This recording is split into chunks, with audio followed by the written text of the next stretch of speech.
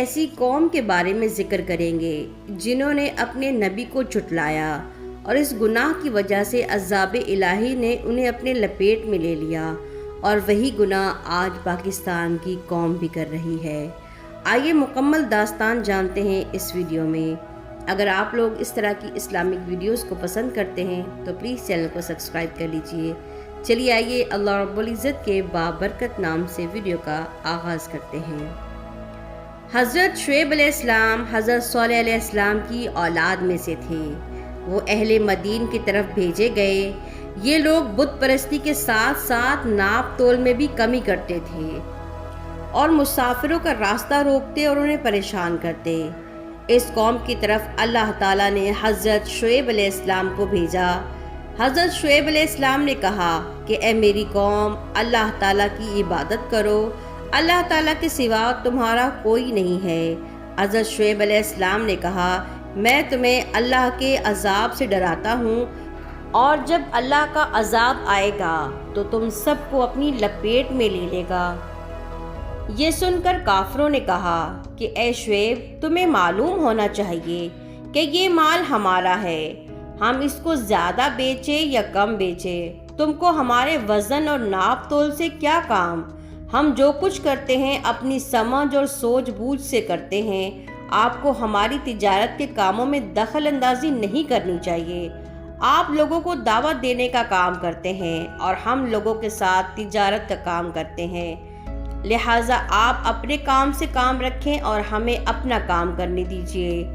پھر حضرت شعیب علیہ السلام نے فرمایا کہ اے میری قوم، اللہ تعالیٰ کی عبادت کرو۔ اگر تم بندگی نہیں کرو گے اور اپنے ناپ تول میں کمی کرنا بند نہیں کرو گے تو یقیناً اللہ تعالیٰ کا عذاب تمہیں اپنے گھیرے میں لے لے گا، جس طرح تم سے پہلی قوموں پر عذاب آیا، قوم صالح، قوم نوح اور قوم لوط۔ حضرت شعیب علیہ السلام کی بات سن کر انہوں نے کہا کہ اے شعیب، ہم تمہاری بات نہیں سمجھ رہے اور نہ ہی سمجھنا چاہتے ہیں، بہرحال برائے مہربانی آپ یہاں سے چلے جائیں، ایسا نہ ہو کہ ہم آپ کو سنگسار کر دیں، اور حالانکہ آپ ہم سے کمزور ہیں۔ حضرت شعیب علیہ السلام نے اس وقت اپنی قوم کو نصیحت اور ہدایت کرتے رہے، اور برابر وہ لوگ اس بات سے انکار کرتے رہے۔ جب قوم نے کسی طرح سے بھی حضرت شعیب علیہ السلام کا کہنا نہ مانا اور برابر بغاوت کرنے پر اور ضد بازی پر اتر آئے تو مجبوراً حضرت شعیب علیہ السلام نے اللہ تعالیٰ سے اس قوم کے لیے بد دعا کی۔ ان کے بد دعا کرتے ہی حضرت جبرائیل علیہ السلام فوراً حضرت شعیب علیہ السلام کے پاس آئے اور کہنے لگے کہ جو لوگ تم پر ایمان لائے ہیں ان سب کو لے کر شہر سے باہر نکل جاؤ، اب ہم اس قوم سے خود ہی نمٹ لیں گے۔ اللہ کا حکم سننے کے بعد حضرت شعیب علیہ السلام اپنے اہل و عیال اور وہ لوگ جو ان پر ایمان لائے تھے ان کو لے کر اس علاقے سے دور چلے گئے، جن کی تعداد تقریباً 1700 کے لگ بھگ تھی۔ حضرت شعیب علیہ السلام اس علاقے سے دور جا رہے تھے تو کافر کہنے لگے، اے شعیب، کیا ہو گیا ہے تمہیں، اور کون سا عذاب آن پڑا ہے تم پر کہ تم اس علاقے کو چھوڑ کر جا رہے ہو؟ حضرت شعیب علیہ السلام نے بہت ہی نہایت نرمی سے جواب دیا اور کہنے لگے کہ اے میری قوم، میں تم سے دور جا رہا ہوں، یہ میرے اللہ کا حکم ہے، جب میں تم سے دور چلا جاؤں گا تو تم پر عذاب آئے گا، لہٰذا انہوں نے اس بات کو بھی انسنا کر دیا۔ حضرت شعیب علیہ السلام جب اپنی قوم جو ان پر ایمان لائی تھی ان کو لے کر 3 کوس کے فاصلے پر گئے تو حضرت جبرائیل علیہ السلام تشریف لائے اور انہوں نے فرمایا کہ کل صبح تمہاری قوم پر عذاب الہی آئے گا۔ جب صبح ہوئی تو کفار کی قوم اپنے اپنے گھروں میں سوئی ہوئی تھی۔ اس وقت حضرت جبرائیل علیہ السلام آئے اور اللہ تعالیٰ کے حکم سے ایک ایسی چیخ ماری کہ شہر میں تمام کے تمام کافر ہلاک ہو گئے، یہاں تک کہ کوئی مویشی بھی زندہ نہ رہا۔ اس کے بعد ایک ایسی آگ نمودار ہوئی کہ تمام لاشیں جل کر خاک ہو گئیں۔ اس عذاب الہی کے بعد حضرت شعیب علیہ السلام نے اللہ تعالیٰ سے التجا کی کہ میرے پیارے پروردگار، میں کہاں جاؤں اور کس جگہ جا کر رہوں؟ غیب سے آواز آئی کہ اے میرے پیارے پیغمبر، تم اپنے اپنے گھروں میں جا کر بسو۔ یہ حکم سن کر حضرت شعیب علیہ السلام اپنی ساری قوم اور اہل خانہ کو لے کر شہر میں واپس آئے اور دیکھا کہ تمام مرد اور عورتیں جل کر مٹی ہو گئے ہیں۔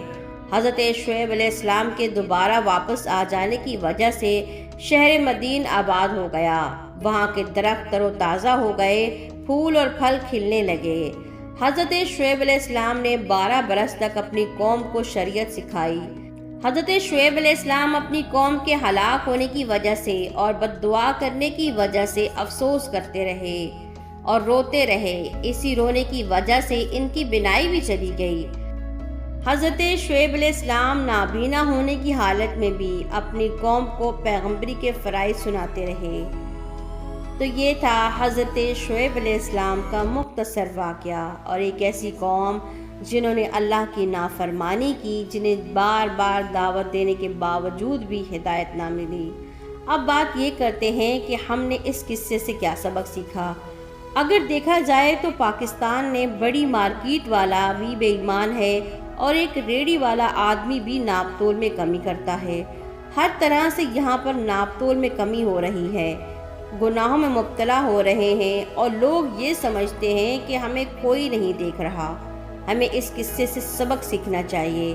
اللہ کس طریقے سے اپنے پیغمبروں کو بھیج بھیج کر بار بار ہدایت دلاتا ہے اور بار بار نصیحتیں سناتا ہے۔ اس طریقے سے اللہ نے ہمیں بھی نبی صلی اللہ علیہ وآلہ وسلم عطا کیے، اور انہوں نے بھی ہمیں ہر زندگی کا طریقہ سکھایا ہے کہ آپ نے کس طریقے سے اپنی زندگی کو گزارنا ہے۔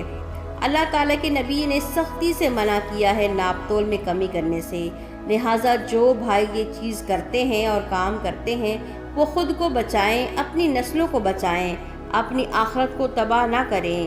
چند پیسوں کی خاطر اپنی دنیا کو، آخرت کو تباہ نہ کریں۔ اللہ تعالیٰ سے دعا کرتے رہیں کہ اللہ تعالیٰ ہم سب کو ہدایت اور نیکی کے راستے پر چلنے کی توفیق عطا فرمائے، اور اللہ تعالیٰ ہمیں حلال روزی کھانے کی توفیق عطا فرمائے۔ آمین ثم آمین۔ امید کرتی ہوں کہ آج کی یہ چھوٹی سی ویڈیو آپ کے بہت کام آئے گی۔ اس ویڈیو کو صدقہ جاریہ سمجھ کر آگے بہن بھائیوں کے ساتھ شیئر کر دیں اور خود بھی عمل کرنے کی کوشش کریں۔